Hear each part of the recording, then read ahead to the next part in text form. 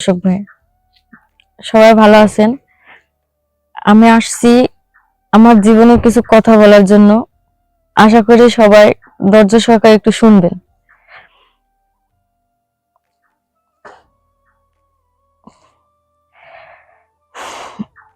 আমার বয়স যখন 12 বছর, তখন আমার বিয়ে হয়। বিয়ে হওয়ার 1 বছর পরে আমার একটা বাচ্চা হয়। বাচ্চা হওয়ার পরে আমার শ্বশুর শাশুড়ি জামাই সবাই যৌতুকের জন্য খুব চাপ দিতে দেয়। আর আমার ফ্যামিলিতে আমার মা নাই, সৎ মার ঘরে বড় হয়েছে আমি। কিন্তু কখনো আমার শ্বশুরবাড়ির লোক এটা নিয়ে কখনো ভাবে নাই। যদি মা থাকতো হয়তো একটা জিনিস চাইলে পাইতো, কিন্তু তারপরে আমার উপরে অনেক অত্যাচার করতো সবাই, সবকিছু জানা শোনার পরেও।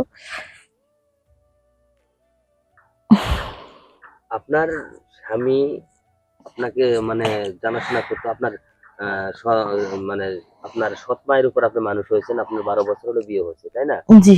সেই ক্ষেত্রে আপনি 12 বছর বিয়ে হওয়ার পরে আপনার স্বামী আপনাকে কি ভালোবাসলো না, না কিছু মানে আটকে রাখলো আপনার কাছে, এরকম একটা কিছু বলতে চাচ্ছেন, তাই তো? বুঝেন তো, মনে করেন নতুন সব জিনিসই ভালো লাগে, কিন্তু যখন মনে করেন পুরান হয়ে যায় তখন মনে করেন ওই জিনিসটা ভালো লাগে না। ঠিক আমার ক্ষেত্রে এটাই হয়েছে। আমি নতুন ছিলাম ততদিন শ্বশুর শাশুড়ি জামাই সবার কাছে ভালো ছিলাম। যখন নিজে সবার কাছে একটা পরিচিত হয়ে গেলাম, তখনই যৌতুকের জন্য খুব চাপ দিতেছে আমার। আচ্ছা, আপনাকে যৌতুকের জন্য চাপ দিচ্ছে, তখন আপনি নিরুপায়, তাই না? আপনার হ্যাঁ। বাবার কাছেও যেতে পারেন না, সৎ মায়ের সংসার, সেখানেও কিছু বলতে পারতেছেন না, তখন যৌতুকের জন্য চাপ দিলেন, তখন আপনি ওই ফ্যামিলিতে আপনি কি করতে চাচ্ছিলেন তখন?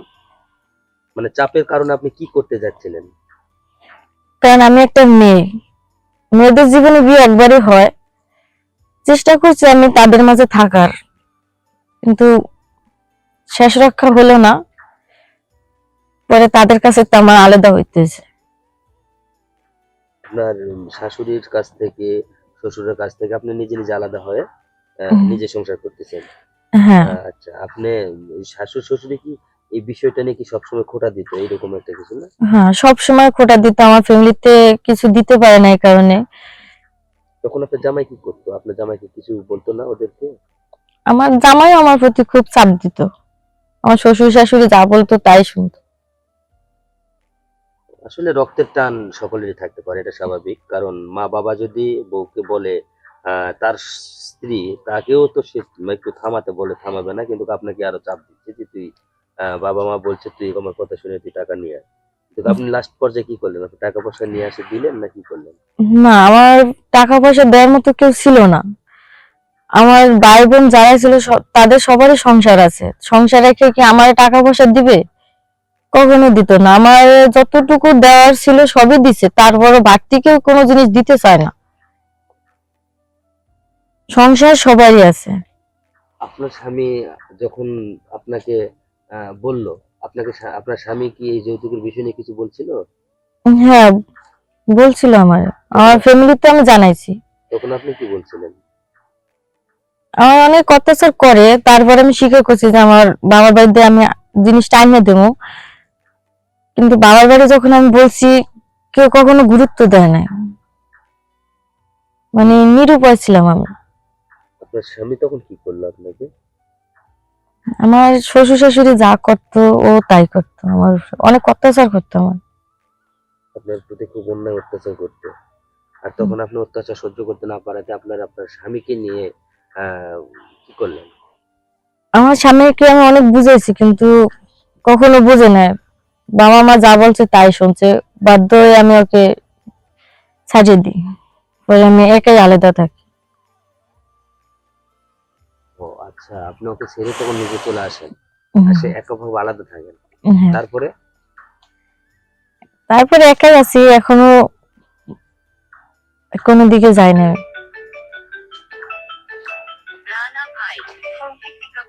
বুঝতে পারছি। আসলে আপনি একক থাকার পরে তখন কি আপনার স্বামী আপনার কাছে একবারও কি খোঁজ খবর রাখলো না?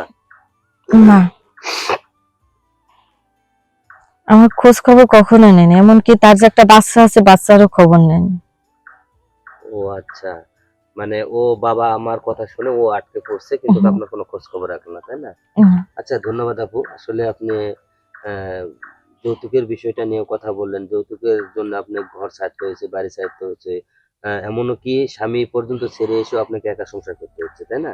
তো যাই হোক, ওইটাই দর্শকের মাঝে একটু মেসেজ দেন, বলেন সে দর্শকেরা কি আপনাকে উত্তরটা দেয় কমেন্টে, সেটা আপনি একটু দেখবেন। দর্শক। আমি দর্শকের এইটাই বলবো যে যদি কোনো মেয়ের কাছে যৌতুকের জন্য চাপ দেয়, যেন আমার মতো সাইডে না এসে যেন মানে অন্য কোনো বিষয় নিয়ে বা যে কোনো একটা পদক্ষেপ নেয়, নেওয়ার পরে যেন এর একটা উচিত বিচার করে আর কি। আমি যে ভুল করছি যেন আর কেউ এই ভুল না করে। আচ্ছা, ঠিক আছে আপু, আপনাকে অশেষ ধন্যবাদ এটা বলার জন্য। যৌতুকের চাপ সৃষ্টি করবেন না কেউ, আর যৌতুক নিয়ে কিন্তু আসলে এই জিনিসটা অনেক খারাপ একটা ব্যাপার। তো যাই হোক আপু, আপনি সুস্থ থাকবেন, ভালো থাকবেন। পরবর্তীতে আবারও আপনার প্রয়োজন পড়তে পারে, আপনি আসবেন। আপনাকে অনেক অনেক ধন্যবাদ।